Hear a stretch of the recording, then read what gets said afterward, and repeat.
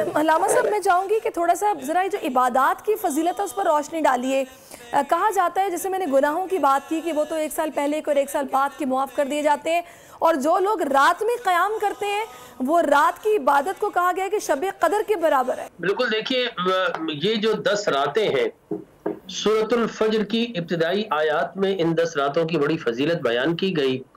कि वल फज्री वल यालिन आशरिन वल वत्र, कि इन 10 रातों में अगर कोई अल्लाह की जानिब रुजू करता है, और ख़ास तौर पर इस रात में, तो फरमाया कि क़यामत में जब सबके दिल उदास होंगे, मायूसी में होंगे, तो अल्लाह तबारक व तआला इनके दिलों को रोशन और मुनव्वर फरमा देगा। तो इस रात की जो फजीलत है वो शब कद्र से भी बढ़कर करार दी गई है,